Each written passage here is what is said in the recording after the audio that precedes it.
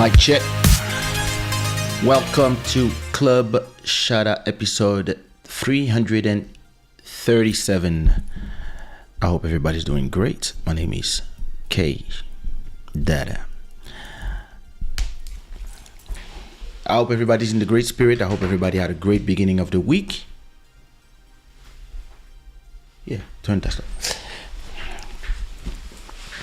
This thing kind of became, I don't know, it's stiff for some reason, as if it was, I don't know.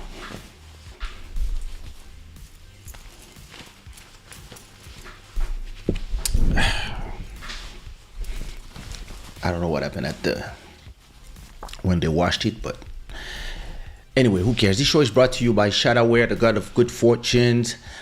Brand new logo, brand new intro. I hope you liked it.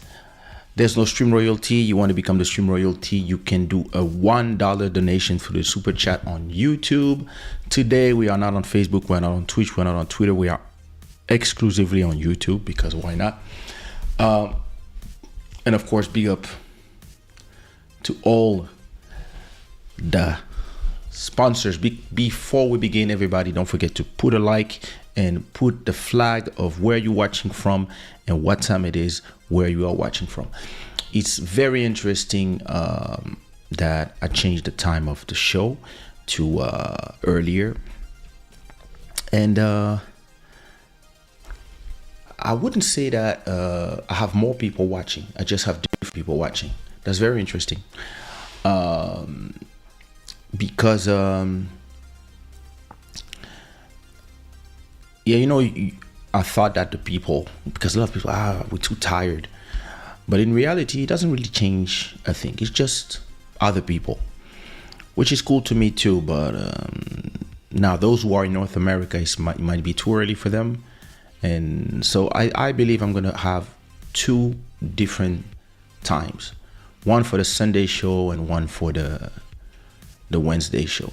Keep the Wednesday show at this time, and maybe the Sunday show I'll do earlier, like way earlier, like I don't know, 2 p.m. for me, something like that. I'll see what works, because again, even if I'm at my own office, if the kids are playing on a Sunday, it might be challenging for me, because even if sometimes the sound that come from outside, you don't hear it, because everything that goes in the microphone has a lot of plugins that are suppressing a lot of sounds under a certain dB, etc. I still monitor them, so when people are yelling around, it just freaks me out. But yeah, hey, it is what it is. I hope everybody's doing great. Anyway, Roblox, what up? I hope you're doing great. Nick, how are you? I hope you're doing great. Yo, Nilton, what up, my boy? What's good? Boa noite, tudo bem? Oui, mais je suis français, je fais comment? Tu fais comment quoi? I don't know. Je ne sais pas. Quelle est la question? Quelle est la question? Quel est le problème? Quel est le problème à régler?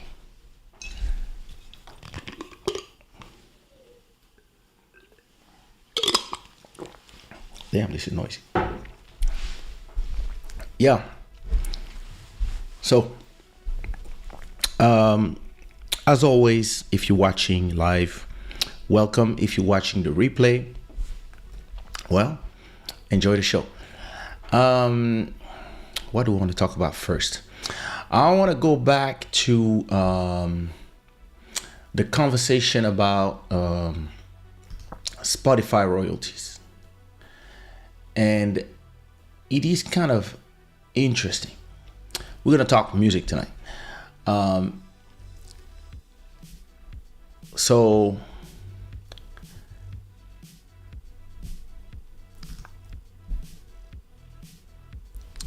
Christine, bienvenue en cours d'anglais.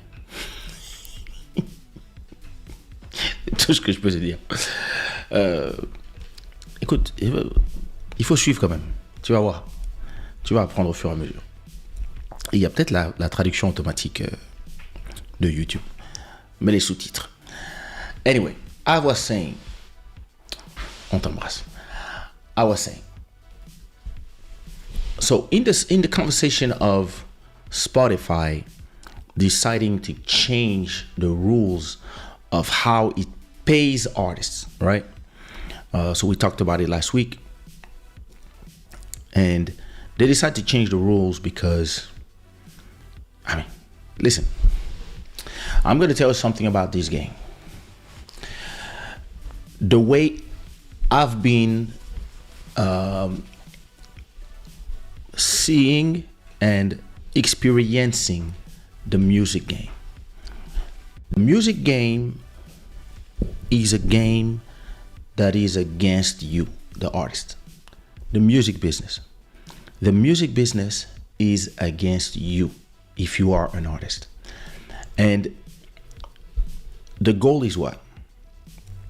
The goal is to,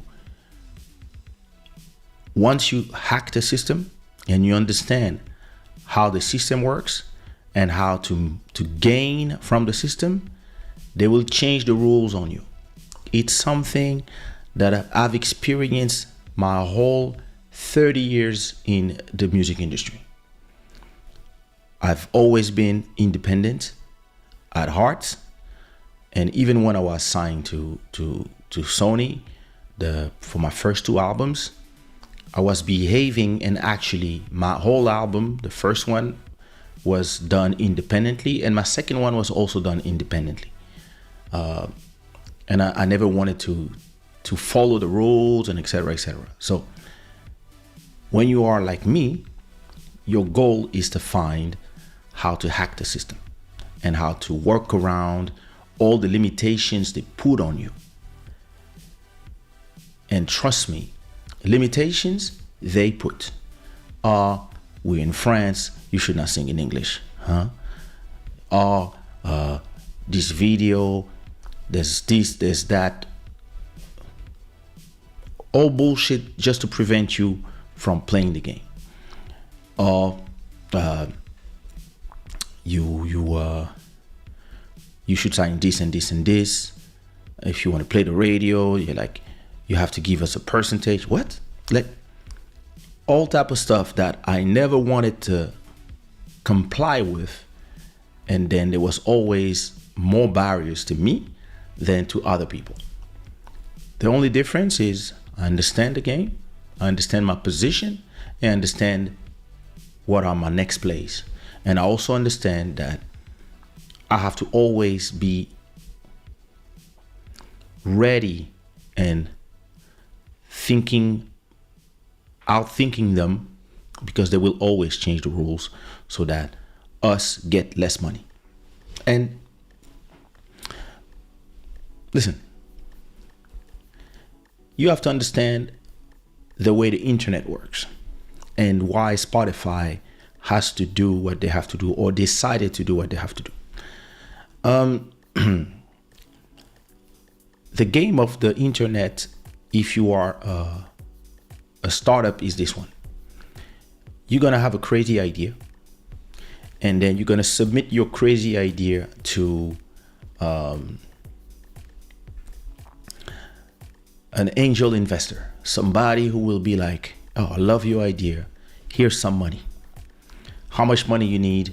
Oh, I need $1 million. All right, here's $1 million.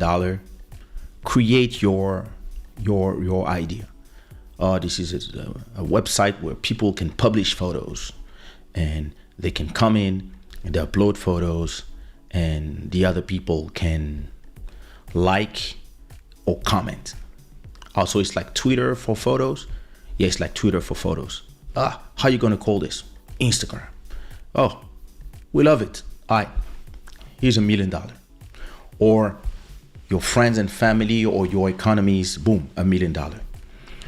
You start working on your program, and you buy some servers, you buy some bandwidth on the internet, because on the contrary to what people believe,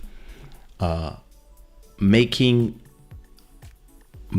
data go from point A to point B on the internet, meaning point A is you and point B is the rest of the internet. So it means that if it has to arrive to 10,000 people who are all watching your content, let's say you have a song, it's in your server, and 10,000 people are streaming the song from your server.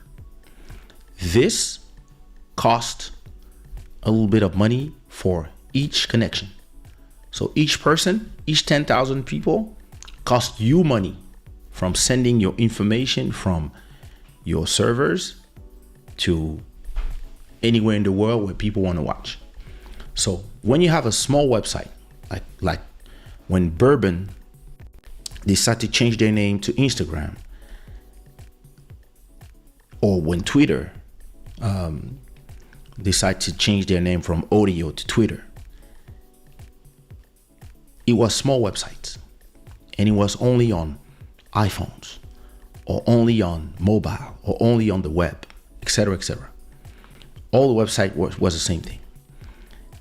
If you have 100 users that are using your platform for free, and let's say they cost you $1,000 per day, and you have 1 million in your economies to make your thing work, that people tell you, hey, listen, you have 2-3 years to make it happen. Your goal is to become a unicorn, to become so loved by people on the internet that you're gonna have 10 million people using your product, 100 million using your product. The problem is, the more people are using your product, the more money it costs to have the data arrive to your users. And that's when you go to the second phase of, which they call the phase, the seed B, seed C, of asking more money to investors or big investors. Look, we have this platform, it's called Instagram.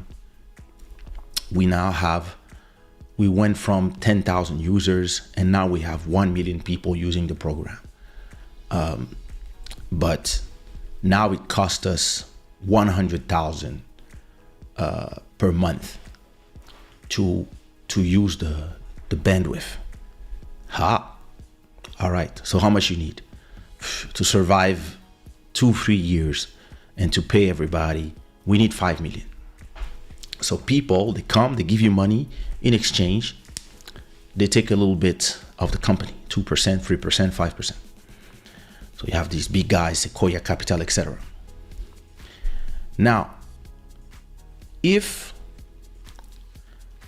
what people don't know about Instagram is that once Instagram went from iPhone to Android and to the rest of everybody's phone, and Justin Bieber and Kim Kardashian came inside of Instagram and they brought millions and millions of fans, Instagram went from 1 million users, 10 million users to 300 million users all of a sudden. And as successful as Instagram was, people were uploading so much photos to the system that there was not enough bandwidth, servers, to serve everybody. That's why the site was crashing. Same as Twitter when you had the whales.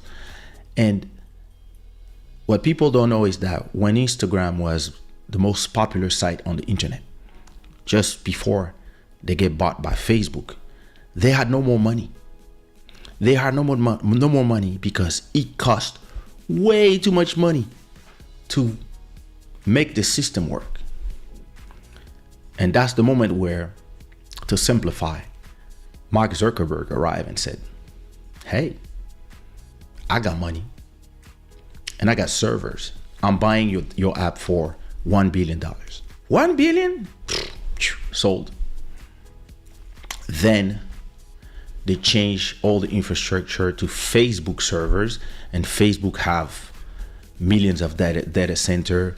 They have their own servers. It doesn't cost them as much as you if you are an independent company to serve your data to the customers. And that's what they did. Spotify is an independent company. A lot of it belongs to the big labels, but most of it belongs to them. This is a Swedish company, and they have the biggest they have the biggest site, right, when it comes to streaming music. And it costs them money to give unlimited music to people who pay $10 a month, or people who listen to ads between songs. It still costs them almost more money than it brings, because every time you listen to a song on Spotify, Spotify has to pay whoever is their AWS is Amazon Web Service. So I don't know if they use AWS, but they have to pay the people who take the music that you listen to from Spotify servers to your telephone. So all these data, the bandwidth that is passing, they have to pay. And that's why they take you 30% of your money. And these 30% of your money, they use it to pay for the operation cost. And hopefully they try to get some benefit out of that.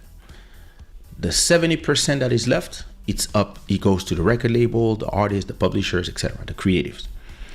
Now, if they want to change their tune, is because probably way too many people are starting to hack the system. Understand that, hey, if I do 100,000 songs and nobody listens to them, but listen, even if I get 10 plays per song, if I have 100,000 songs, that's 1 million plays, that's 3,000 euros. That's the way a lot of people are playing this game, because of way too many people. And again, it's always the same thing. The question we ask ourselves as creatives is, who has the right to release music? Who has the right to sing? Who has the right to rap? Who has the right to put out music? And this is the real question that the internet has created. Before Twitter, information was on websites, but most of us were reading the information in the newspapers or the news at night on TV. And that's where you had your information, and that's the information that we used to trust. And then with the arrivals of places like Twitter, places like, the internet, social media, people get the information from any kind of source, reputable sources. Some people don't believe they're reputable sources. Some people get the information from Twitter. Some people get their information from obscure website that I never heard about. Some people it's on Discord. Some other is 4chan. Some other is on Reddit. Everybody get their information where they trust. So there's a big fragmentation of the information source. And the people who created Twitter, I remember what they were saying. They were saying, yeah, we want a place where everybody can talk. We want a place where everybody has a voice, because the world is more and more a dictatorship when people don't have a voice. And we have to trust the governments. We have to trust the media. And I'd rather hear from you. And it was great until the liars were like, yo, there's a place where we can mass lie. We can say a lie and you have 1 million people believe it. And it brought the question that who should speak? When you say freedom of speech to everybody, is it everybody that is smart, or also the racists, the the the anti, etc., the and the legions of idiots, and the people who believe that they are smart. They're like, I'd rather only have intelligent people speaking. But this goes against the ethos of Web 2, the internet. The internet is, yeah, everybody can have a website, everybody can speak, everybody can tweet, right? But then soon as the first Nazi came on the internet and start saying whatever they say, everybody was like, whoa, whoa, whoa. You can't speak. You're not you. And he was like, yo, you said everybody can speak. So, and that's when people realize there's a reason why a nation is a people with laws. When you have a group of people that agree to obey a certain set of laws, this is a nation. And there's a reason why you cannot walk naked, you cannot do this, you cannot punch somebody in the street, etc., etc. You cannot cross when the light is red, or you get etc., etc. Those are set of rules that create the fabric of society. And the people who created the internet are a bunch of geeks who are dreamers and always want to be full liberty without rules. They realize at a point, well, maybe we have to start putting some rules in there. So that's when Twitter invented the block button, when people started being banned from the thing, and all of a sudden the idea of freedom of speech to everybody. Well, people realize, not really. All this to say that with Spotify and the music business in general, that's where we are now. We are where anybody can put out music. It's never been so easy to put out music. You can just wake up tomorrow, create a beat, can be a horrible beat. You can sing a horrible song. And no matter what you say, no matter what you do, you go to DistroKid, you upload it, and in 5 days, it's gonna be on Spotify, iTunes, Apple Music, Deezer, etc., Tidal, whatever. And in the beginning, everybody saw it as the beautiful artistic freedom. Now, everybody has the possibility to express themselves. It's beautiful. In reality, the problem is the same as Twitter. At a point, if when you release a song, there's 100,000 people who release songs, well, your song is lost in the noise. Your song become a raindrop in the middle of a huge rainfall. And this is exactly what we are experiencing as musicians. You have this schizophrenia of, yes, I believe that everybody should be able to sing, but at the same time, if everybody is able to sing, I'm not in competition with my 20 Zouk artists in France, West Indies, Guyana. I'm also in competition with the whole world. And not only I'm in competition with all the good artists from the whole world, I'm also in competition with all the okay artists, all the bad artists, and all the horrible artists. And I don't want to be the person, if I'm for the freedom of expression of artistry, I don't want to be the person who decides who is good and who is bad. So who has the right to sing? Those who went to school to learn to sing? Those who sing in auto-tune have the right to sing? No? Yes? No? Those who play real instruments have the right to release music? and the ones who program don't have the right. Those who download loops from Splice don't have the right. Those, like, everybody will see themselves as a real musician compared to other real musicians who will compare themselves to, etc., etc. And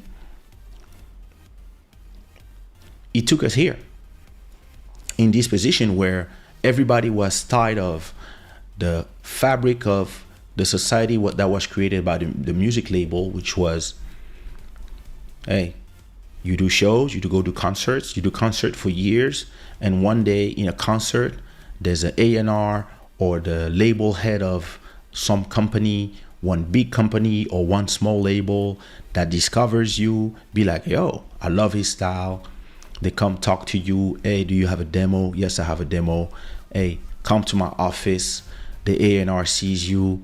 They listen to your music. They take you to the studio for 6 months. They pay $100K for you to be in the studio, and they bring you beat makers, engineers, people who do arrangements to turn your work into something that they can sell. Then they make 90% of the money, you make 10%, and you go tour, you make your money. If your music is success, everybody's happy. They make millions of you, you make hundreds of thousands, all good. And then the saga continues. And people like me were like, nah, I don't want to play this game. If when I do a CD, you make 9 and I make 1, you know what? I'd rather do it independently and make 10 by myself. So that's why when the internet arrived, I was happy. I was like, finally, I'm free. The problem is, everybody else was free too. So all the people who, were just frustrating, doing demos but never succeeding, they could try as well. And now you have so much music on Spotify that it's hard to be discovered. So that's why now everybody's done by algorithms and it doesn't feel human anymore. And now everybody's complaining about the solution, right? So what? And all this costs money to Spotify. Because again, as I said, every time people are listening to your music, they have to pay as well. So what they decided, so it's not announced yet, but apparently what they're gonna do is they're gonna say that for one song to generate money now, it has to do a minimum of 1,000 plays. And if your song doesn't do 1,000 plays every year, we are not paying you for your streams. So that 1,000, so 1 million is 3,000. 100,000 is 300. So 10,000 is 30, and 1,000 is free. So we're not paying you your $3. But because there's millions and millions of songs that only do 500 plays in a year, actually, they intend to save that money and use it to not only pay their operation costs, but also give to the artists who make more than 1,000 plays per song. And a lot of independent small artists are up in arms, feeling that the party's over. And to these people, I say, guys, this is the cat and mouse game. Once you understand how to play the game, they will change the game. That's the way it is. That's the way it's always been. And all you have to do is find out how you're going to do. Now, is this going to remove people from putting their music on Spotify? I don't know. Maybe for the small artists, they will decide that they want to be in a platform that pay them for their every stream. And maybe some platform will say, hey, here at SoundCloud, we pay you from stream number 1.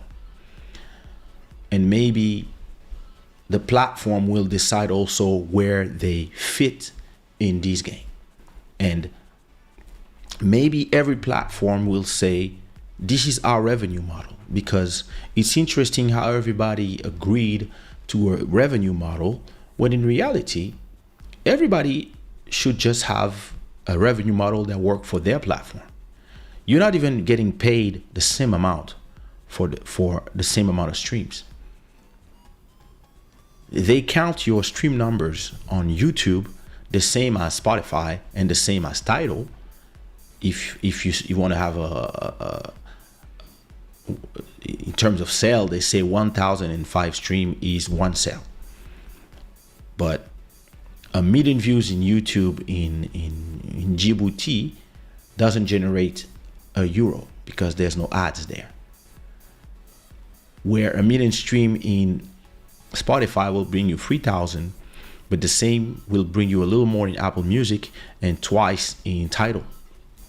So already the whole way they calculate how they pay you is kind of arbitrary. And some platform might arrive out of that and say, hey, starting now with us, we pay this way, or we pay that way, or we pay more, but you have to have a certain amount.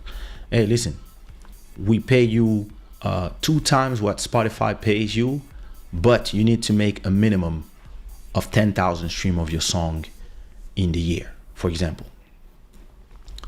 Everybody will find something that works for them, and it might be better for the platforms, better for the listeners, or better for the artist, or worse. We'll see. I personally believe that it really depends where you stand as an artist, meaning that how many streams you do per song per year. I do millions of streams every year. I do, I don't know, 20 million streams, if not more. Maybe 30. I don't know. I didn't check how many streams I did this year, but most of my songs generate enough streams to get monetized. But then I also have a lot of songs that are released that will not make the cut. So is it gonna hurt my revenue? I don't think so, because I have enough songs that will get that revenue back by all my small songs not getting paid. I will still get from the distribution from more revenue that will be for the artist. Yeah, I will be fine. But if you are a very small artist and nobody knows you yet, and you are pushing music to be on Spotify, you might not feel that there's a sense of putting your music there, because if every song you do like, I don't know, 5,000 stream in the year, 9,000 stream or 500 stream in the year, then you will not make any money from your songs, even if you have 100 songs. If you have 100 songs and all your songs only make like 900 streams per year, then you didn't pass the threshold and you will not be paid. So we are arriving a little bit like the monetization system of YouTube, for example, because that's exactly how it works on YouTube. On YouTube, I don't remember what is the monetization program number, but you have to have at least 1,000 hours of people watching your content, and a certain amount, I don't remember how much, but you have to have X amount of views every year minimum to be able to monetize your content. If not, you don't make money from that content. And yeah, listen, as I always say, if it's not your platform and you don't pay to be there, it's not your rules and you are the product. So we'll see how it goes. And I would love to know what you think in the comment. Put some rainbows in the chat if you're still here and if you are enjoying what I say. And if, yeah, what do you think about all these all these new development in business. Gabriel, when are you coming back to Club Shada to talk, brother? Oh, Didiers. Listen, when is this song coming out? What are you waiting for? We recorded 2 years ago. We recorded before COVID. Yo, I'm going to invite you in a song. You're going to see that my song will come out at least 1 year before yours. You guys are slow as crazy. Emmanuel Etienne, what up? Listen, I just realized that you are in that photo, the love. This is you here. Oh, I just realized. Hello, Agnes. It was great to see you last week in Paris. All right. Well, listen, we'll see. As artists, we'll see where it takes us. We don't know. We don't know. All right. Now, second thing I want to talk to you about tonight is Taylor Swift power move. And this is a power move that I've learned about in 1999. And she has executed it with a precision that was crazy. Okay. To explain to you the whole thing, you have to understand that you have two ways to monetize a song, right? When you write a song and you compose a melody or you compose the music for a song, this is called a work, okay? So let's say I do a song called One Love, right? So One Love, I make the music, composed the melody of the music and the melody of what I sing, and I wrote the lyrics. So this is called the work, and the work is composed of the composition and the writing. That's a work. Okay, so One Love is a work called with composition by me, Kaysha, and the writing by me as well, right? So this is a work. Now, when I go to the studio and I record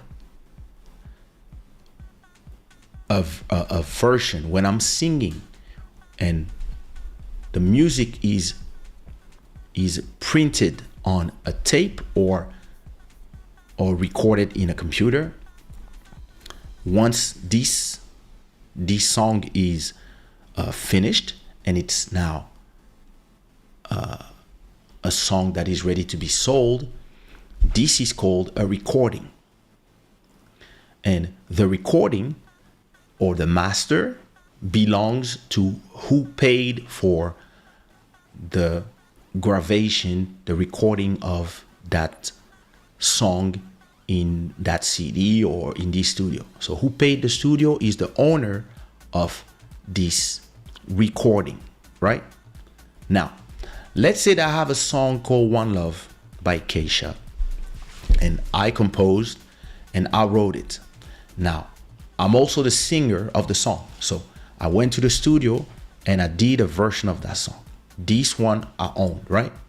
Then I own the master, the recording, but I also own the composition and the writing because I did everything.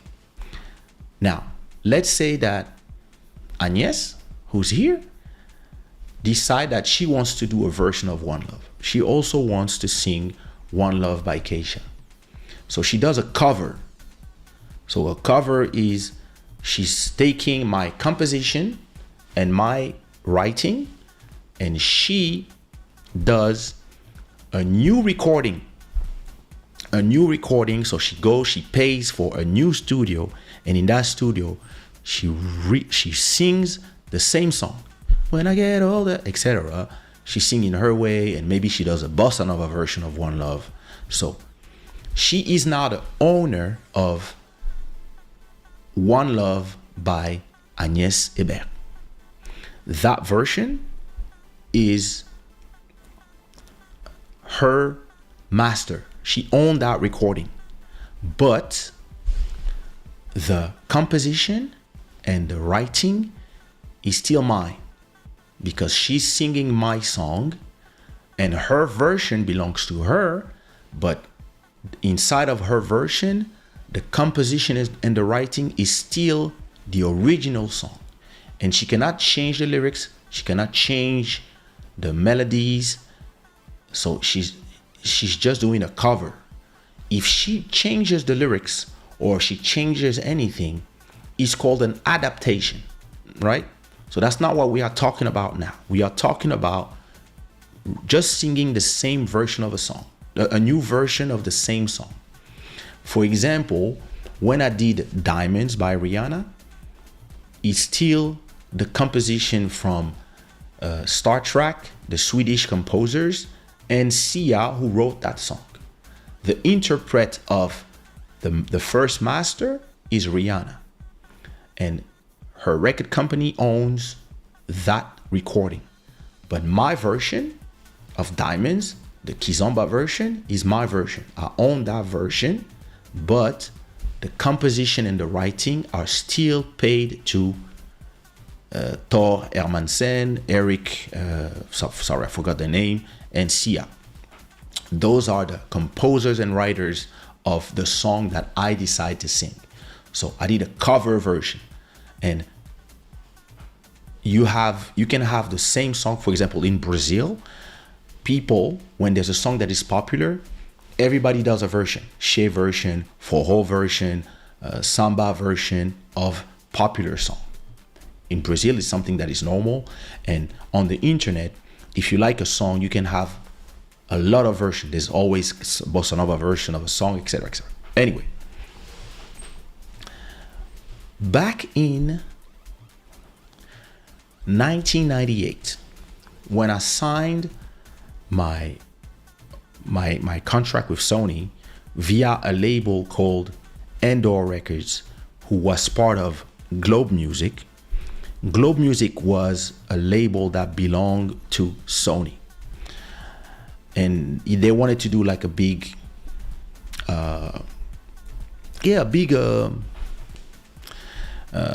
world music label. So they bought a bunch of labels, they brought it together, and they created this entity, and that's where I was signed. And so this was under Sony.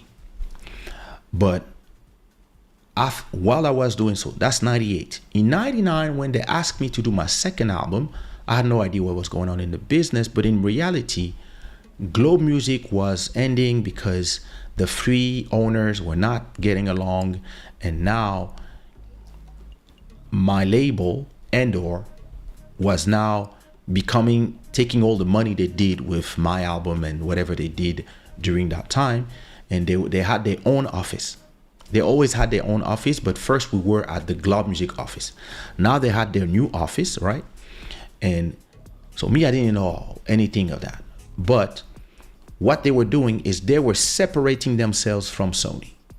That is what was happening. And when they asked me to do my second album, they asked me if I could re-record Bounce Baby, which was my big hit at the time. And I was like, why you want us to re-record Bounce Baby?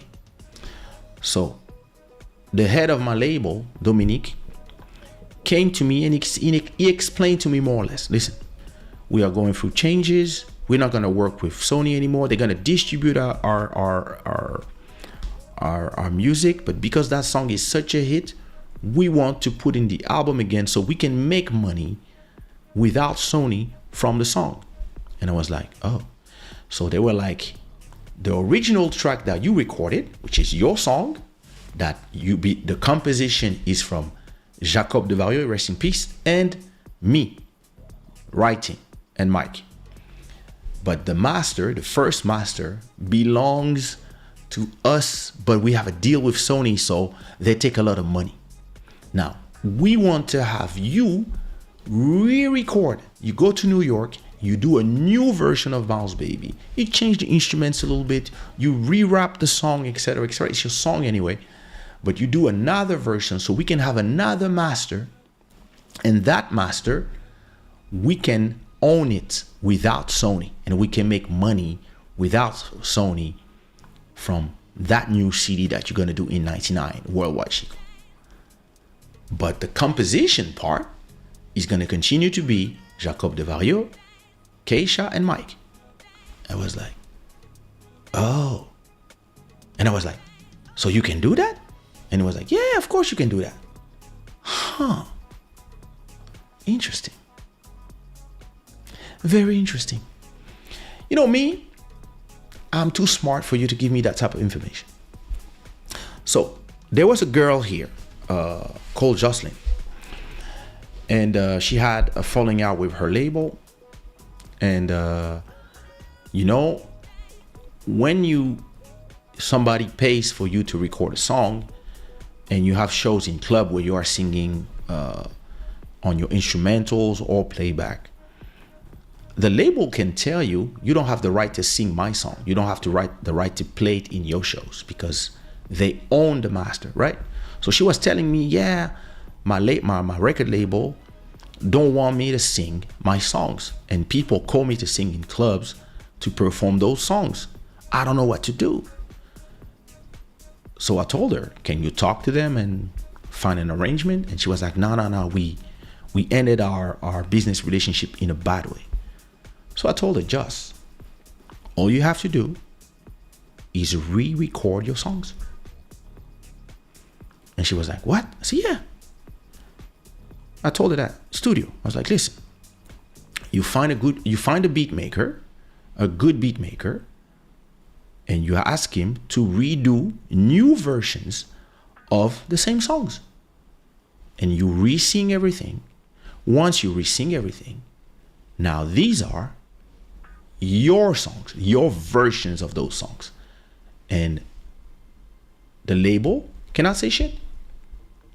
Because now when you go to the club, you are singing your versions of these compositions.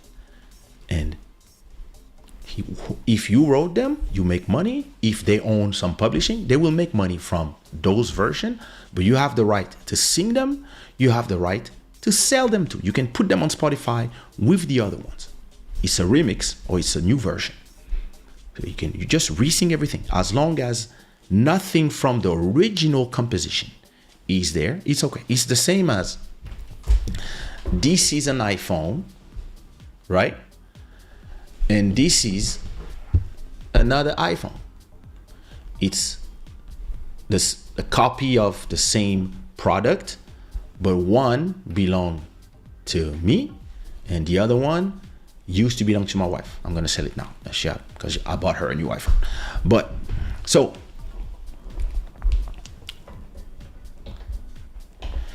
back in when was it? A few years ago, Taylor Swift had Taylor Swift had her album, right?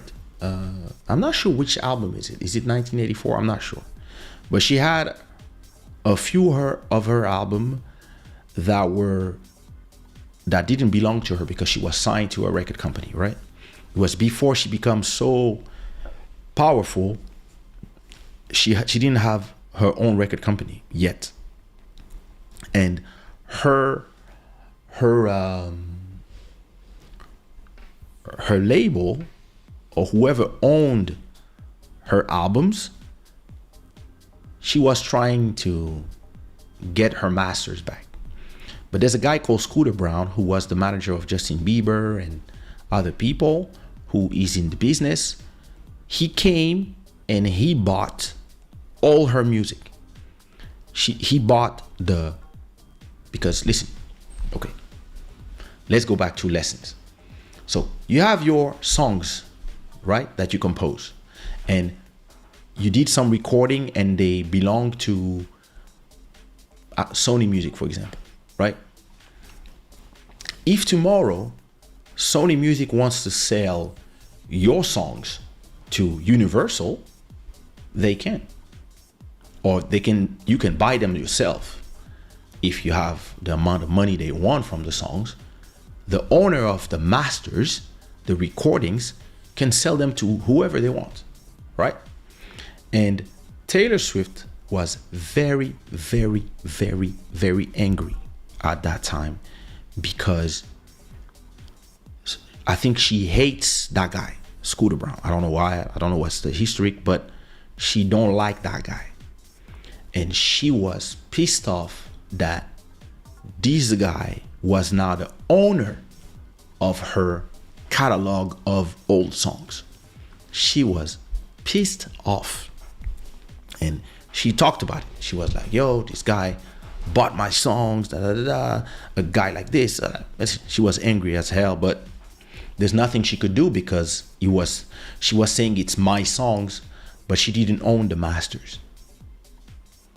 She didn't own the recordings that people were buying in CDs and etc. etc. So, she continued to do her thing, become bigger and bigger and bigger.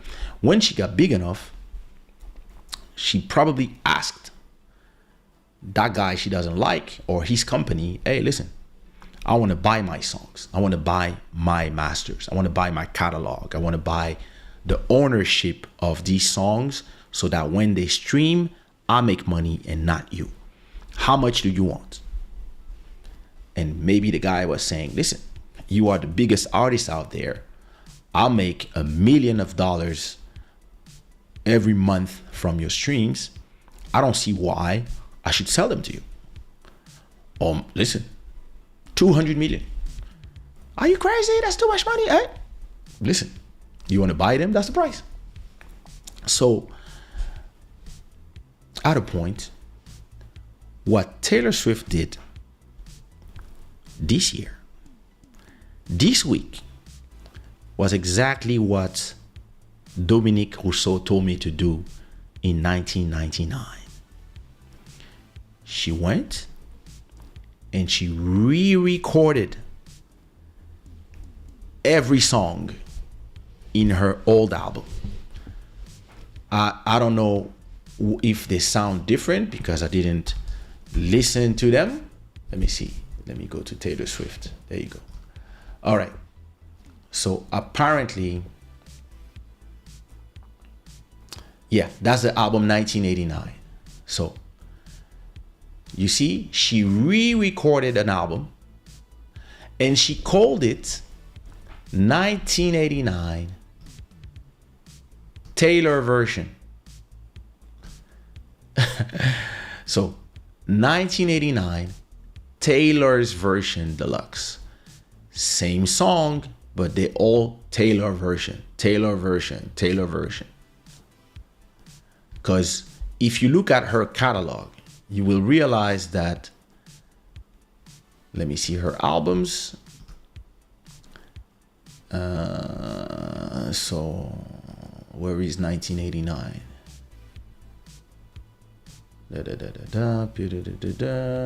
Here it is. In 2014, this is the original 1989. And this one doesn't belong to her. It belongs to a company called Apollo. And these people, they didn't want to sell her back her songs. So 2014, copyright Apollo, right? This is the original version of all these songs. Welcome to New York, Blank Space, etc. So what she did, she took all these songs and she recorded a new version of Welcome to New York, Blank Space, Style, etc. But this one belongs to Taylor Swift. And then she told her millions of fans, because she's powerful like that, she told her 100 million people that listen to her every year, stop listening to the old versions. Look, number 1 and number 2 is already the new versions of the songs. You see? These ones with billions of streams is still the old ones. But now, you see, people are starting to listen to the new versions of her songs. And she's already did 1,000,005 sales, not streams, sales. So it means she probably made already billions of streams because she has hordes of loyal fans. And she told all her fans, I want you to continue to listen to my music, but I don't want you to listen to the old versions of my songs. I want you to listen now to these versions. And all her fans, they were like, yes, maybe, listen, maybe not everybody, but if you have 100 million people that listen to you every day, and at least 80 million of these people, they stop listening to the old versions of your songs and now they listen to the new ones, then whoever owns your old album is fucked. Because maybe they were making 1 million every month and all of a sudden they're gonna make 100,000 every month because all your fans, they will not touch this album anymore. Because what she was saying back in the days when people sold, when these guys bought her music, she was like, I want my fans to stop listening to these songs. And I don't want to do them in shows anymore because I don't want these people to make money. But the fans were like, listen, we love these songs too much. We cannot stop listening to them. And she replied to that. Here is new versions of the songs. And it's something, and it's checkmate. And this is why it's something I've been telling artists for a long time. If you are fighting with your label, and I've been telling this even to artists that work with me, listen, if you are fighting with your label and yeah, listen, I don't know, they don't want to pay you for your royalties or yeah, listen, they don't want to invest in you anymore, etc. And you want to take care of your own career and make money from your music and even your old catalog, you can either buy it like I did. I bought my first 2 albums. I made money from album number 3, Sumia's first album, Elisio's first album, Abeje's first album, and then Sumia's second album. By 2006, I had enough money that I went to Dominique and Olivier, the owner of that label in 1998. I went to them and I said, listen, I want to buy my catalog. What you mean? Hey, I want to buy my first 2 albums. And because back then there was no streaming and nobody was buying music on the internet, it was still buying music on CDs. For them, they were like, yeah, we made the money already. So they sold me my masters for almost nothing. Today, they're like, damn, this kid was in advance because now I'm making money from all my music. From album number 1 till album number 10, all the money that is generated by my music goes to me. And because she could not do that, what I did, because an enemy bought her masters, she just checkmate that guy. She just now made all that music that he owns, I would not say useless, but it lost 90% of its revenue possibilities. Because now she can call every movie, she can call everybody and say, hey, when you play my songs, you play this version. When you want to play the music videos, I don't know if she's maybe she redid the music videos too. I don't know yet. I don't know. But what she did here is a checkmate. Look at this. All the songs, they already played. So she has 2 versions, right? And she already has, every song has hundreds, 34 million, 39 million, 45 million, 36 million. Imagine just that song, just the first song, just the first one, right? Welcome to New York. So 34 million, that's 34 multiplied by 3,000. So she made $100,000 just from the first song. Another 100,000 from the second song, 45 from this one. So 45 by 3,000 is 136. So just from the 3 songs, we are already at 330. Add these two, and we're already at 500,000. So just go, listen, that one down there, 541 million stream, right? Wildest Dream. So 541, that's 1,036,000. So listen, just from the top 10 songs of this album, she made $2 million in a week.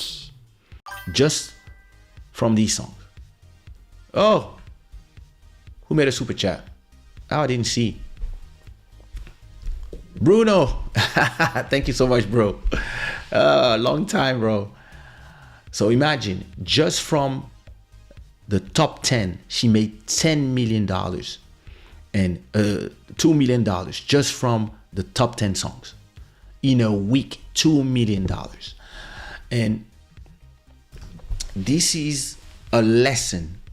And listen, as I told you in the beginning of this episode, what happens when you hack the system?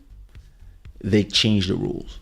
So starting today, every contract that you sign, they added a clause in the contract, the record label, that says you don't have the right to re-record your songs. The songs you have with us, now the labels are saying you don't have the right to re-record them. You don't have the right to take all these songs and do same versions or new versions or remixes. You can only do new songs. That's for all the new artists. And I'm sure, knowing the labels, the way they think, I'm sure they're gonna call all the big artists that have big songs and they're gonna tell them, hey, we wanna do an addendum to the contract. We're gonna give you a little bit of money. We're gonna give you $100,000 in advance. Or I heard you need some money to buy a house. Or I heard you bought a lot of things. You bought a bot and now you don't have any money. And I heard you need an advance. Like, listen, we can give you a $200,000 to help you with whatever problem. We heard your mom is sick or something. Okay, you can have $200,000 in advance, but you have to sign this addendum that says that we add to the contract that you cannot re-sing or recreate the songs. Now imagine how crazy it is. So personally, I mean, I didn't have to do this with my record label back then. But soon as in 99, they told me that. And they told me that I could re-record my own songs and I would own them, because that's what they made me do for them, to screw Sony. I look at them and I was like, so if I re-record myself, my songs by myself at home, I can also own my versions? And they look at me, they're yo, calm down. Forget about this. You don't do this. And me, I was like, So listen, you can even, these artists are just too proud to do this. But you could go and take the best songs from Aya Nakamura, the best song from Kaysha, the best songs from Kalema, the best songs from Nelson Freitas, the best songs from whatever artist you want, right? And do an album of 10 songs or 15 songs compilations that are just covers, just other versions of their songs. And you have the right to do it. The laws give you the right to do it. And then you put it out.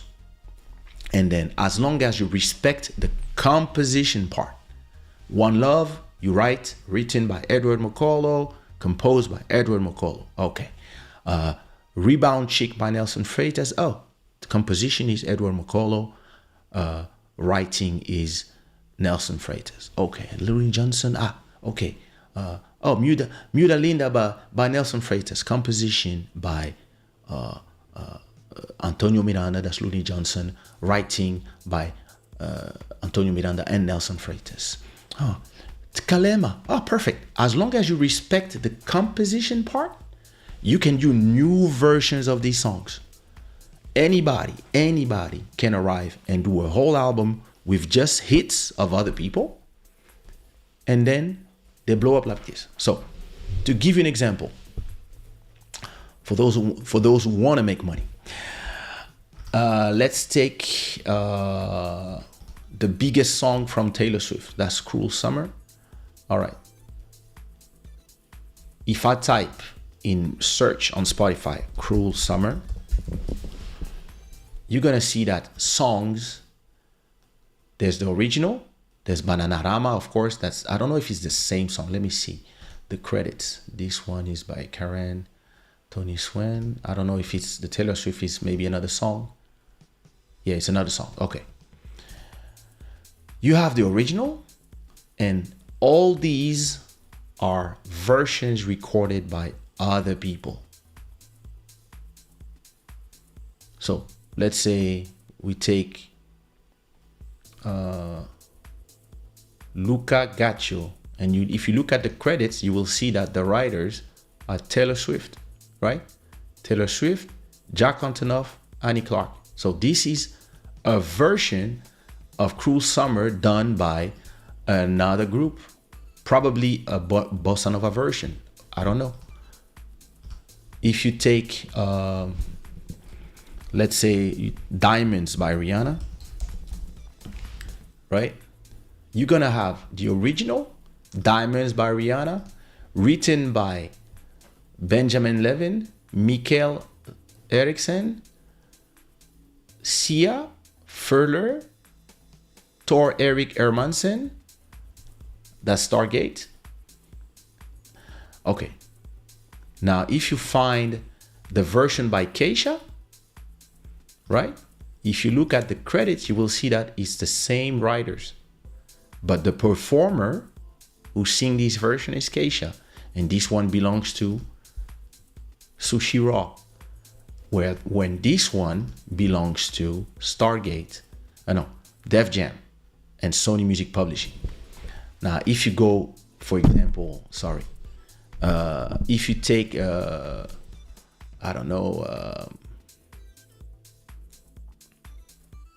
I'm sure there's a bossa nova version.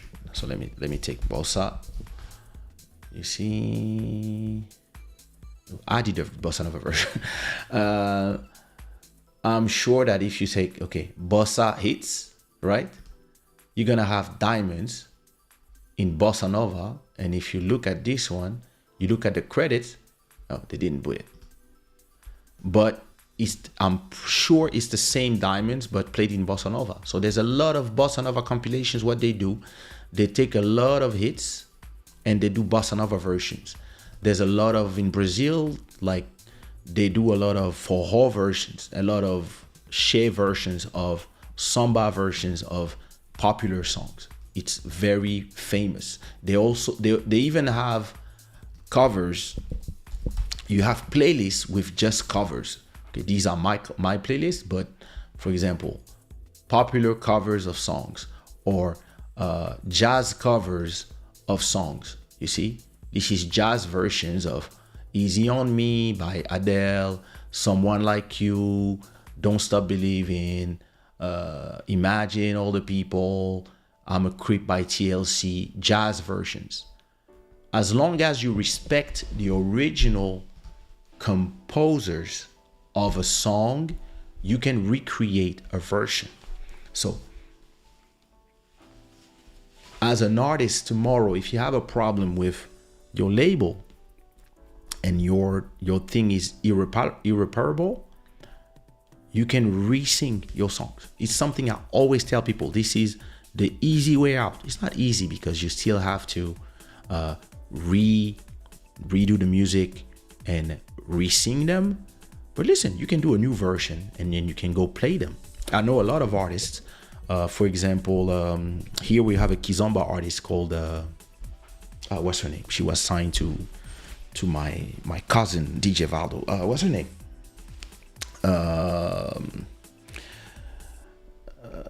She's the wife of LG. I forgot. Sorry. Anyway, she had a problem with the label. She had a problem with her label, And because of that, she stopped performing because she didn't have the right to perform the songs. And the guy was like, he put the lawyers on her, etc. And he said, yeah, you're not performing the songs until you give me the last album that we have in a contract. We have an agreement, and this is what it is.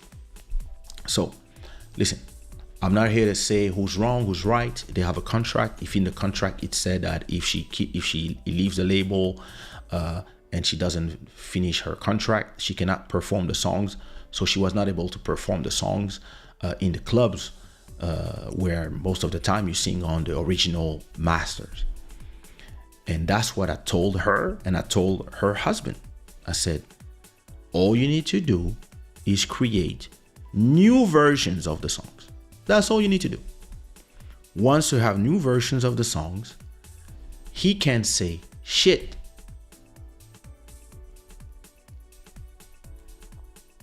Listen, tomorrow, if you want to do a new version of my song One Love, I cannot say nothing.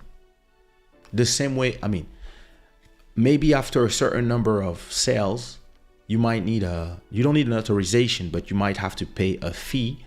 But most of the time, the digital distribution, they will directly send that fee to me. So the system is created so that covers are legal. And that's exactly what Taylor Swift did. So you can do it too. You can do it if you have a problem with your record company and listen, you just want to own versions of your songs. Listen, all the artists that work with me, yeah, they can do it too.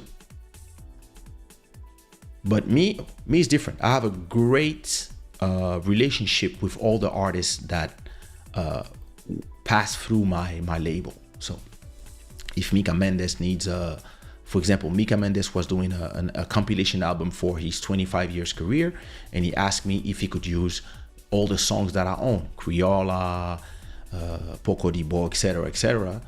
And I said, yeah, no problem. Do your thing. I don't have a problem. I give you the authorization. You have, of course, a contract that tells you what you can do, what you cannot do. You cannot do this, you cannot do that. You can do this. Go do your thing. Release your compilation album. And do you want me to pay you something? No, it's okay. Let me use Magico on my compilation. For example, we can do an exchange. I don't have a problem. Same thing with Eligio, Sumia, all the artists I have worked with. I don't have an issue. I never told them they cannot sing their songs. Even the ones that it ended up in a bad way, like some people that I didn't speak to for a long time that now we're cool. Even during those times, I never prevented nobody to sing their songs, to go do shows and use the song in the clubs, because I'm an artist myself. I would not prevent an artist from eating. But I have the right. All these artists, I could tell them tomorrow if I'm in a bad mood or if I become crazy. I could tell them, hey, listen, you cannot sing the songs. What you mean? You cannot sing the songs? But I have no reason to do this.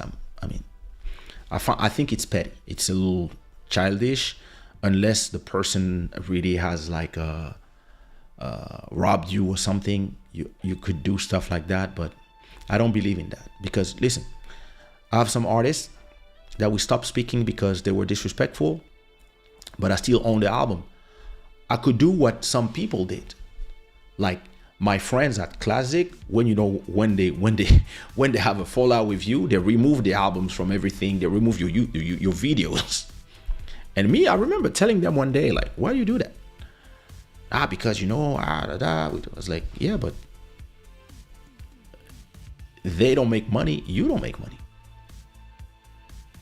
I was like, listen, just let these videos be out there. And so now they are putting back. They have been putting back a lot of videos from artists that they work with back on their YouTube channel. But to me, that's a waste of money. Listen, I have some people, not a lot of people, but some people really listen. They were disrespectful. I didn't like the way we parted ways. Happens. But all the songs are there. You know why? Because I make money. And if you become famous after me, I'm still gonna make money from you being famous. I'm not gonna be like, oh yeah, but my feelings, I was hurt because da, da, da, da. I don't care. That's exactly what I was telling my friend Siquato Pedro. He had this artist, it didn't work out, they don't talk anymore, and he removed the video and the songs from everywhere. I was like, bro, no. Continue making money. And yeah, listen, the fight is something else, the business is something else. And again, these guys don't realize, because they want to remove your songs from the platform to hurt you. But in reality, I can just go take the song, as long as I respect the composition. Even if you wrote everything, Zara Williams can go and re-record her old song and do a new version of the song with a new beat maker, as long as she respect whoever wrote and composed the song, probably Pedro and somebody else, or maybe Pedro alone. As long as she respect that, she can redo a version of the song and put it out. There's nothing you can say. But the thing is, in this music business, what really happened is that, you see what Taylor Swift did?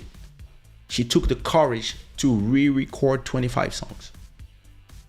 She has the resources, she has the money, but still, you know, once you have a song that is fixated on a recording and you love that version, sometimes it's hard to you to, even if the slightest variation of the way you sang, you might hate the new version, right? It takes a lot of courage to say to yourself, I'm going to re-record my songs. I'm going to re-record my whole album. And most artists, first, they don't have the courage. I told what's her name? Jocelyn. I told her 5 years ago, sis, just re-record. She never re-recorded. And she was in beef with her label. I was like, yo, listen, I'm friends with her ex-label. I'm friends with her too. And I told her, hey, sis, just re-record. But she never did. I also told the guy who owned the masters, bro, like, it's okay. Just let them sing their songs. Because I'm on both sides. I'm a label owner. I'm a successful label owner and catalog owner, but I'm also a successful artist. So I understand the point of view of both. But again, like I told her, see, so all you have to do is re-record. So now she preferred doing new songs. And here, when you understand your business and you understand your surroundings and you understand the whole thing. And listen, that's the reason why a lot of the people from the music business, they hate me, because I tell people the truth. I've been telling artists for a long time, hey, listen, you don't have to stay there. You can be independent. You can do this. You can start making money this way, so you will not have to force to do this and this and this. And the people from the industry, they always hated me for that. But hey, listen, I'm going to do what I do and I'm going to win anyway. So at a point, you know, what Taylor Swift did is this. First of all, she decided that to work hard to re-sing a whole album, recompose, redo a lot of instrumentals. I will have to listen to versions of both songs to see if they redid them to identical, or if they changed them. I don't know. That's the first thing. Second thing, and this is even more important than putting the hard work, she knows the game. And I'm gonna tell you one thing that is very important about the game. 99% of the artists have no clue how the game works. They don't know what is the difference between a master recording, a composition, a writing, a work. They have no clue how it works. Not a clue. And this is why a lot of you guys are losing, because when it's time to find solutions, when you are in trouble, if you knew how the game works, you would be able to find solutions the way she found solutions. And then after that, it's just execution. And a lot of people, they're lacking both. Not only they don't know the business, but also when it's time to execute, there's nobody. It is what it is. Another subject done. Listen, next week, I will talk to you about the story of an artist that was signed to me and fucked everything up. It's gonna be fun. Or maybe maybe next Wednesday, maybe not next Sunday. I'll see, because I want to do a listening party. Anyway, let me look at your comments and then we out of here, because it's been an hour and 20. I talk way too much. Drill Campizina, what up? How you doing, Juju? I hope you're doing good. My pleasure, Agnes. I like when you story time, so much lessons. Thank you. You should not be typing and driving, Emmanuel. Agnes is saying she held her record company. She made a pact. She's held by her record company. She made a pact. Bruno is saying, thanks for the super chat, Bruno. And you are not a stream royalty. Great information. I think what Spotify is doing makes sense. Changes are needed to the streaming business model. Also good on Taylor Swift. Yeah, Bruno, I believe, we'll see what it does. But listen, I believe that the revenue model, yeah, there's a lot of thinking that can be done about it. Because right now, there's like $1 million made every month, and the percentage of plays you have is you just get a share between everything. A lot of people are saying, so if somebody buys Spotify $10 and they listen to me only, I still don't get $10 from them. I still get their $10 go to the pool and they go to everybody. So a lot of people are wishing it would be different. Again, the question is always the same. Who has the right to upload videos on YouTube? You know, there's like every minute, there's probably 8 hours of video uploaded to YouTube. So there's some people are saying it's too much videos. Yeah, but okay, who has the right to make videos? Who doesn't? Who has the right to talk on Twitter? Who doesn't? Who has the right to do a live stream? Who has the right to talk about this subject? You will find probably 1,000 videos talking about the same subject. Then everybody's trying to get their people. So I get my 500 people watching, other get 1 million, etc., etc. So maybe the people who get 1 million, they're like, damn, this guy, like all these small guys that take 500, if you add them together, we lose a lot of money because of them. And a lot of people are also saying, in the terms of business model of Spotify, yeah, but now all the small artists, in a way, they are still generating money from their stream, but now you are stealing their money. Some people are saying that because the people who are listening are still paying. You know, so imagine I pay $10 and on Spotify, and I listen to only one artist on Spotify, only one artist, and I only listen to the songs of this guy. But in the month, I don't listen to him 24/7, but let's say I hear his album every day, and I generate 700 streams for every song on the album. And he doesn't get paid, because you need to do 1,000 streams to get paid. So even if I heard only your music and I made you 700 streams for every song you did, so let's say you have like 3 albums, every album have 10 songs, so that's 30 songs, and I heard your 30 songs 700 times each of them, so I made you 21,000 streams. Instead of you getting, to simplify, instead of you getting my $10, since you only listen I only listen to you. Instead of you getting my $10, these $10 go to the pool and they get divided by Drake and Kaysha and Madonna and everybody else. Some might think it's unfair. And some might say, well, listen, in this case, I prefer not going to Spotify and staying on SoundCloud. If anyway, people are going to listen to my music, I'm not even making my $10 from you who only listen to me. That might be unfair, because back in the days when we were selling CDs, some people only sold 500 CDs and it was considered a failure, right? Let's say I was making 50,000 from African Bohemian, for example. So 50,000, everybody they go to the FNAC, the stores, they pay $10 or $20 per CD, or let's say 10. So 50,000 CDs sold.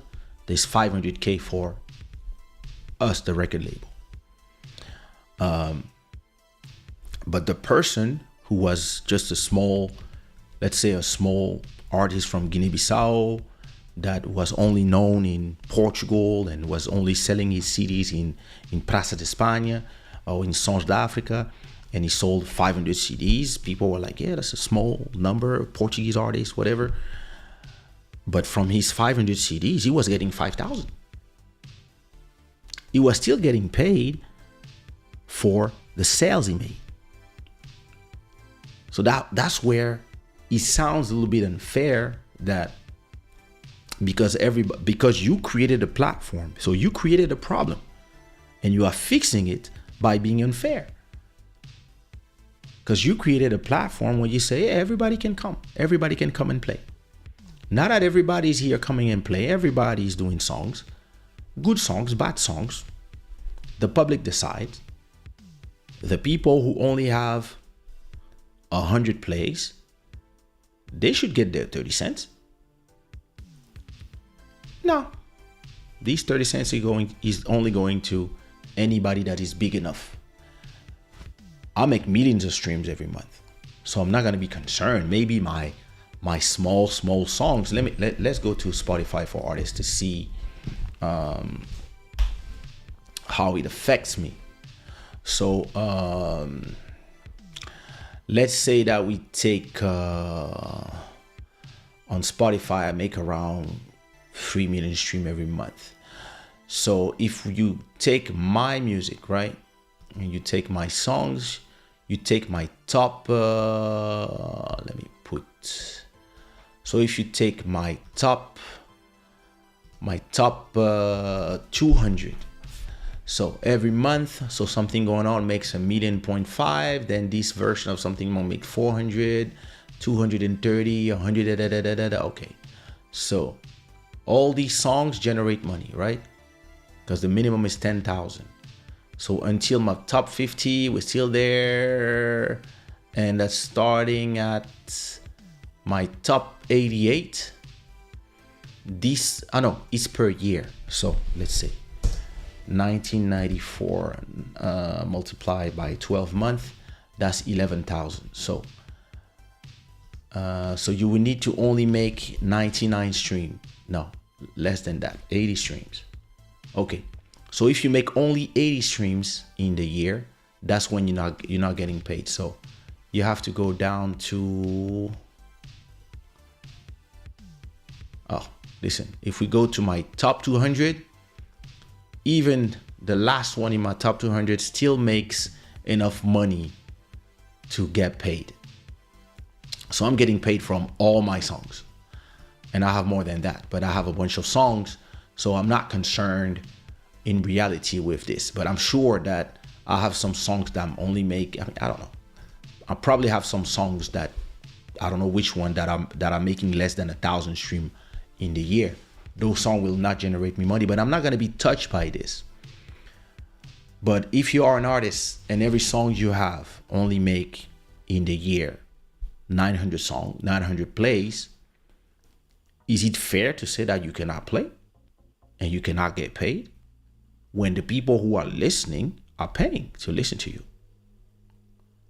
So if your whole family, let's say you have 100 people and they pay $10 on Spotify and they only listen to your music, but not enough. If these 100 people, they generate 1,000 to Spotify, right? So Spotify receive 1,000 and they play all your songs, all of them. But they are not big music listeners. They don't listen to music like crazy, right? Now, at the end of the year, we see that all your songs only made 999 streams from these 100 people. So in 12 months, all of them paid 120 per year, right? 10 per month. So that's 120 multiplied by 100 people. So that's 12,000, right? So if your music, these people paid $12,000 and you still don't get $1, nothing, when your whole family, your friends, everybody, they gave $12,000, but it was not enough. Because listen, it's not because somebody pays $10 to Spotify that it means that they're going to be listening to Spotify every day. Maybe they just took an account to listen to your music. They played your album 1 time, 2 times, 3 times. They were like, yeah, great. And then after that, they didn't come back to Spotify. They didn't turn off their account. They still paid $10 every month. And because you didn't reach the threshold, then the $12,000 that they gave is going to Rihanna, Drake, Kaysha, etc.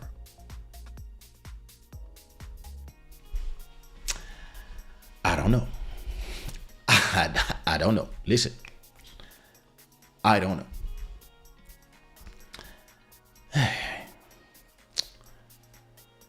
Wuhan Institute of Technology is saying each Taylor Swift concert generates between 10 and 13 million in revenue. And that's just ticket sale.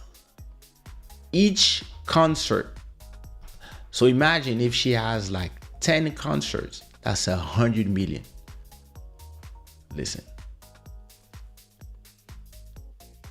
She's good. She's good. She's her. She's the one. Wow. Emmanuel is saying smart move by Taylor Swift. Yep, that was smart. Drill Camp is saying, do you think it's a patience or humility lesson too? Listen, I think it's a lesson of everything. It's a lesson of patience because you're like, oh, wait, you sold my master to this guy. Wait, I'm going to get all of you. And humility is also a question of humility for people, because a lot of people write you off. Listen, I've been written off so many times in this business, and sometimes I meet people from Universal, Sony, and they're like, you're still here. Wow. And you're still on top of the food chain. And listen, I got some news that I cannot announce yet, so I'm not going to talk about it. But when I do, when it is signed, you guys are not ready. And it's going to be about this whole thing. But I cannot say nothing yet because on ne vend pas la peau de l'ours. Emery, you're arriving just on time for me to say bye. How come I do an hour and 40 on 2 subjects? I used to do 10 subjects in a night. Bruno is saying uploading your songs to the streaming platform is basically free these days. True. Setting a minimum to get paid or monetize on YouTube isn't asking too much. I do agree with you, but again, if you do it for free and you have your 100 people that give 10,000 to the platform and you get nothing, and maybe they only heard you, there's a part where you like, because listen, we've been used to this. It's been this way on YouTube. I don't remember what are the monetization rules on monetization rules partner program YouTube. On YouTube, let me see. Where are the monetizations policies? YouTube. Why is it in Portuguese?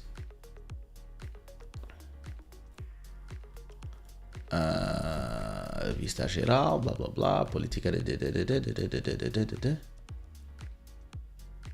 Okay, wait. YouTube partner program. I've been there since 2008, I think. Eligibility. There you go. So, let me see on YouTube. How to make money on YouTube. What does it say? What you need to join, blah, blah, blah, blah, blah. Okay, eligibility. You need to have 1,000 subscribers here. And you need to have, on top of that, 4,000 watch hours in the last 12 months, which means that every year, your videos must generate 4,000 hours. It means that if you have 10 videos and they are 10 minutes and everybody watch them, you need to have the amount of people that are watched must be equal to 4,000 hours or 10 million short views. So 4,000 hours, it depends. I don't know. I don't even know how much my things make, but I think I make millions of hours. But this is a way exactly to have a lot of people that be able to monetize on YouTube. But YouTube is free. That's the difference. I mean, there's ads, right? People don't pay. I pay to not watch ads. I pay $12 for my family on YouTube Premium. But most people, they don't pay to be on YouTube. And they don't pay to watch YouTube. Here the difference is people pay to listen to your music on Spotify. So if the people who pay, maybe the people with ads, there can be a conversation. But these ads are paid too. But if people who pay listen to my music, they're actually paying to listen to my music. And I don't get paid. The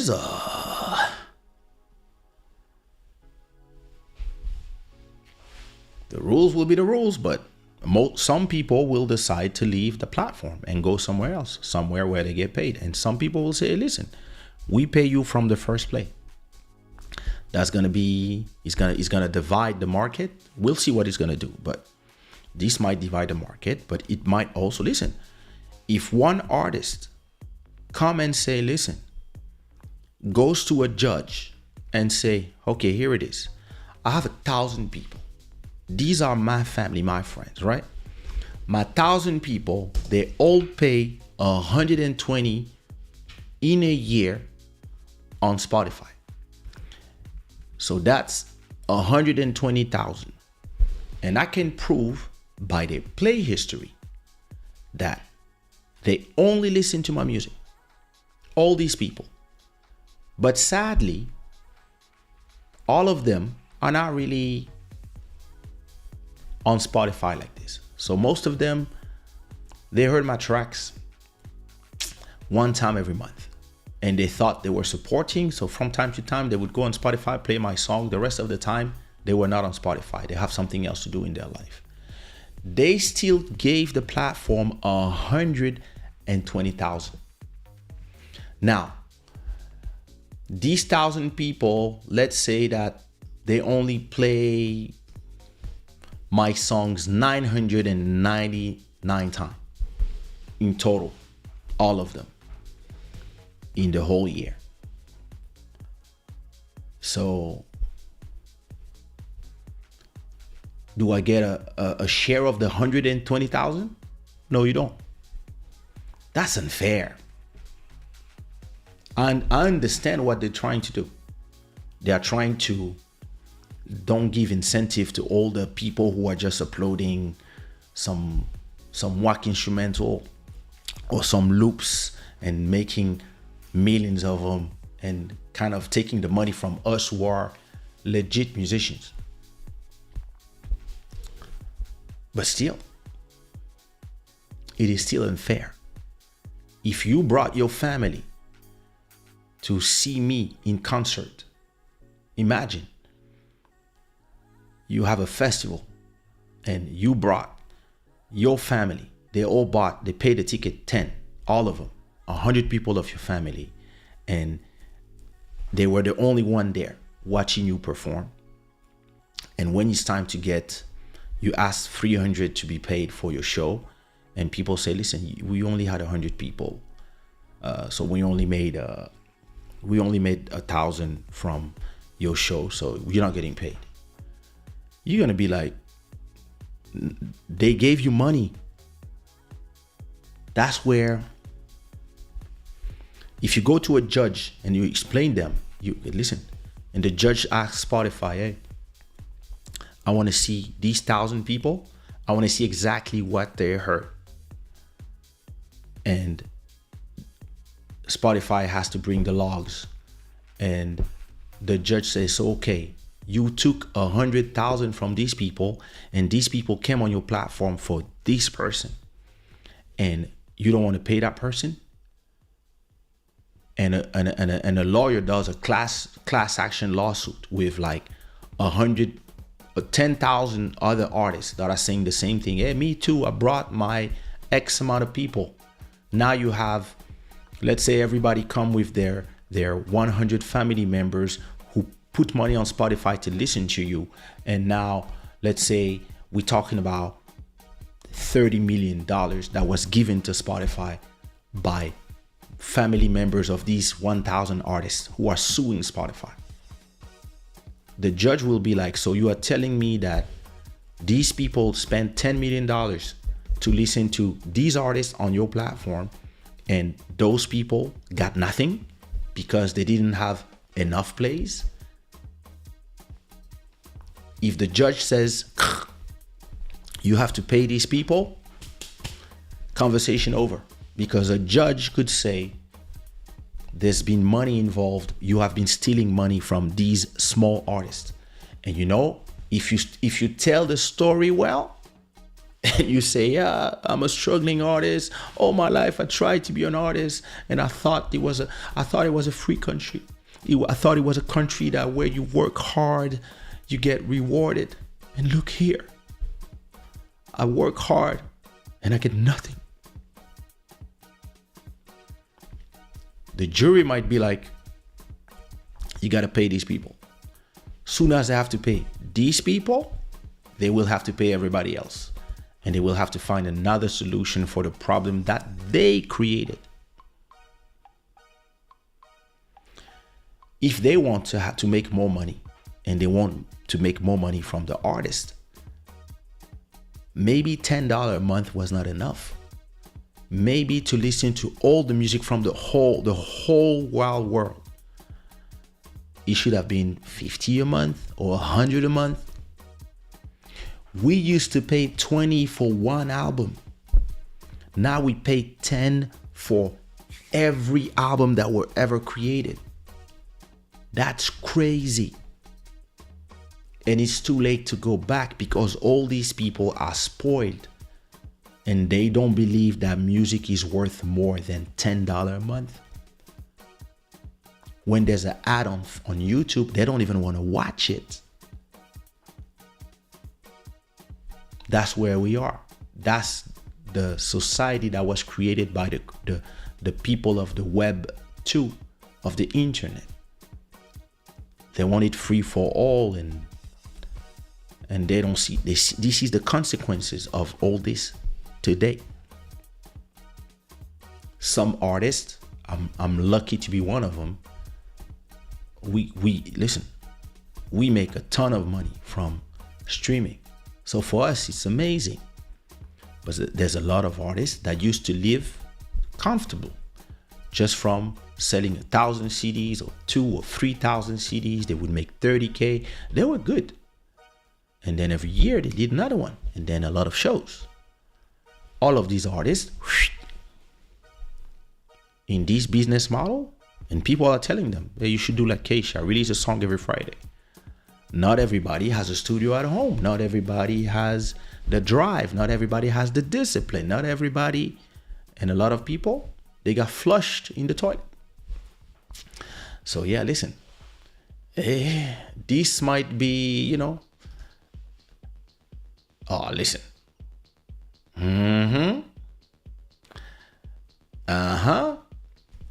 And we didn't even start with the AI problem. Now AI can do songs for you and write songs for you. So when Spotify decide that, listen, we're gonna put in our playlist our own music, that becomes a problem. But listen, iTunes used to be the leader. Then Spotify came. Somebody will take their place one day.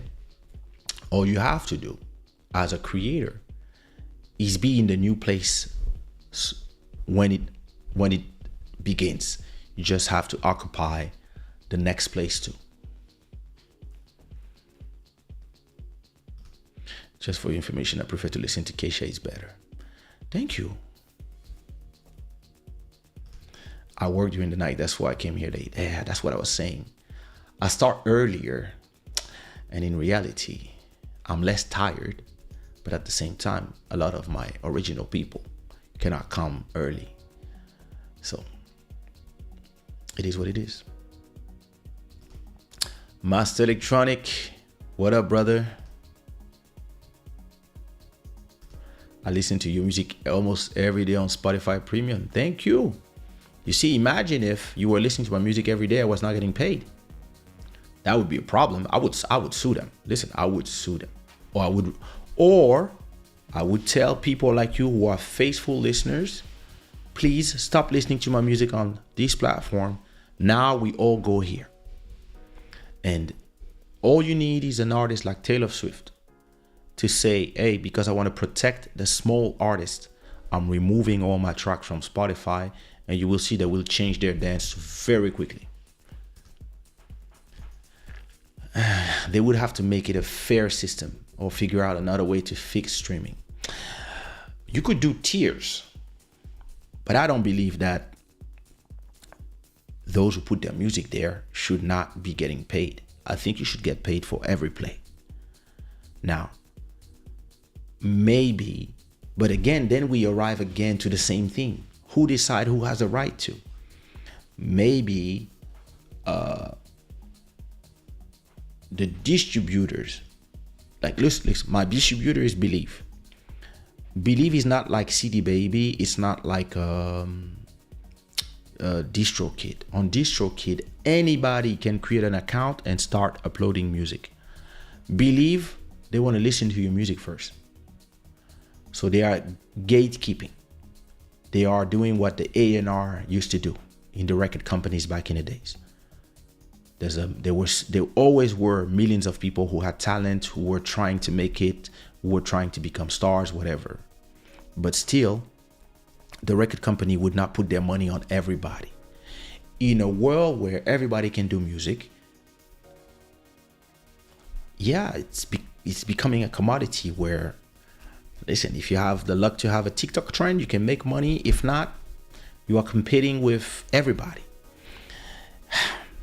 This is the world of social media where a lot of people used to be special because they were just signed, and now anybody has a song out there. So a lot of people used to be special because they had this beautiful shot of the Mount Fuji. They were shot on their big camera that they bought for 10,000, and now anybody with a phone that costs a tenth of this one can make the same photo and put some filters on Instagram, and They will have the same, maybe more likes than you. And that was 15 years ago. I remember photographers were complaining, yeah, these people, they put a filter and they have more likes than me. My photo cost 10,000 to make. And people were like, shut up, old man. So, I mean, listen, me, I'm a stoic person, and I tend to understand that I have to change with the times. So that's what I do. I'm not a person that resists change.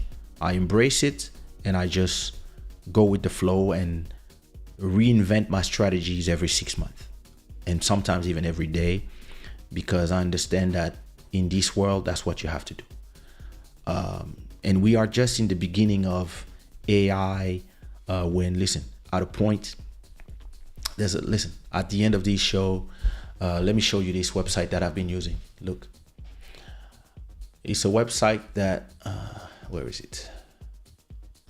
It's a website, right? I put the link of one, I don't even upload. I just put the link of one video from my YouTube channel, and it created 9 videos of less than 1 minute or 10-20 seconds or 1:37. And it gave me title by itself and the transcript of everything I said. And inside of crypto.com, I believe that the best thing for me to do right now is, and all I have to do now is export and upload to the platforms, to TikTok, to Instagram, and to YouTube. Look at this. No need for an editor, no need to this. All I had to do was take the link and upload it. How crazy is this? Let me give you the link. Let me give you my link so that if you use it, I make money. What was the name of this thing?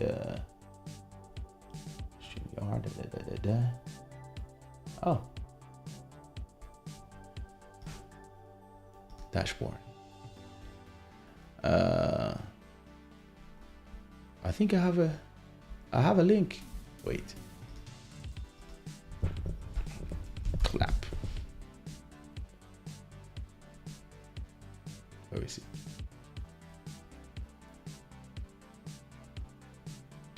It says it's here, but I don't say. Oh, there it is. Create short videos with AI. You can take the link to any video, and it can create you. Look, see, I don't know if you saw them. I posted these ones on my Instagram. All these videos, they were done completely by AI. I just put the link to one episode of Club Shada. It generated 6 videos with titles, with everything. The importance of choosing the right people in your life. And then, yeah. So that's what we have now. So if we have tools like this, imagine if you go to all the podcasts that you know, right? Imagine you go to all the podcasts that you like, and you take an episode or an extract of one, you put it in an app like this one, Clap, and then all you do is you get all these small extracts and you post them on Instagram. You're gonna have millions of followers that are just coming to listen to those videos, you know, motivation videos, etc. And how do you monetize? You tell people, hey, listen, on my stories, you guys can buy my stories. I have millions of people coming to see these videos from whoever that I post for free on Instagram. But on my stories, I can post whatever you want. So listen, if you have stuff like this is crazy. Because in 10 minutes, 5 minutes, it gives you, look at this one. Let me see. I didn't check them out because I posted this before starting the right. So look, dealing with scammers and proposals in DMs. So this was done automatically and it's giving you the virality, blah, blah, blah. And this is exactly what is going to be said here. So they also have the whole transcript that I can copy and use for something else, etc. And if I put play, but you know, when it comes to the crypto space, I'm very, very, very careful with who I associate myself with and who I talk to, because there's a bunch of scammers. There's a bunch of people who are, listen, my DMs are full of all kind of crazy stuff, all kind of proposals. How crazy is that? And then you can edit them. You can change the, the fonts, the this, you can remove it or not, the captions. Bro, that's crazy. I was looking for an editor to do this for me. I was like, yo, who can I hire? How much is it gonna cost me to have somebody just to do this? Now all I have to do is take clips from my Club Shada episodes, like for this one, for example, everything I said about Taylor Swift, everything I said about what I was talking before. I'm just gonna take these videos, put them there, and there you go. Oh, my daughter's crying. Give me a second. I think my daughter woke up.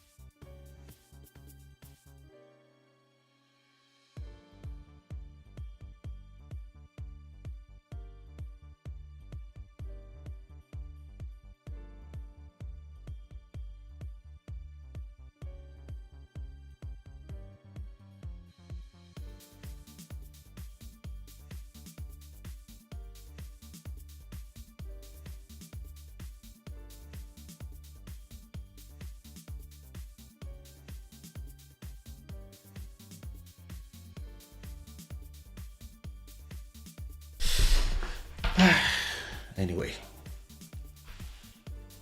it's been 2 hours. Anyway, listen, it was a great conversation, but it's time to go. Yeah, listen, this is crazy that the amount of things that AI can do now. If you are here being scared or saying let's regulate it, you arriving too late. You better think of what you can do with AI.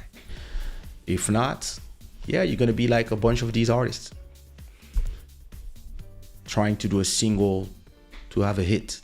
This is too late. When you release your single, there's 1 million songs after 10 days. How crazy is that? The world have changed. It is what it is. Are you paid when we use your songs on IG? On YouTube, yes. On IG, probably on the composition part. Yeah, probably. All right, my people, listen. I hope you enjoyed the show.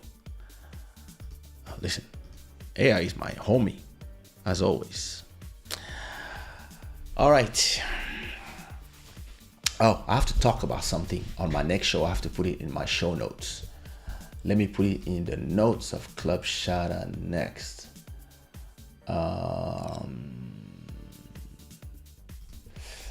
What is it? It's sale ads for different channels. It's something I really want to talk about in one of these episodes. In this week, I want to talk about selling ads for small channels like mine. I think it's a very interesting conversation that this is probably what I'm going to look for. Unless I find an AI that can do it for me. This is something I'm going to look for. But listen, I hope you enjoyed today's episode. If the conversation was great to you, please put some rainbows in the chat, and don't forget to like this live. This show was brought to you. Listen, I love my new design here. I think it's great with the new logo. I love it. So this show was brought to you by shadaware.com. Thanks to all our sponsors. Thanks for our new stream royalty for the month of November, Mr. Bruno. Thanks a lot for your support, brother. As always, we have to talk. It's been a long time that we didn't talk. Let's call me. And I'm gonna leave you with what is actually playing, which is a track called Superb and Supreme that I did in 2009, I think, or maybe before, maybe, I don't remember. Anyway, 2011, 12, who knows? I did way too much music. So I'll leave you there, and let me know in the chat if you love the new intro, outro, and I will see you when I see you, Shada Gang, which is Sunday. Bless.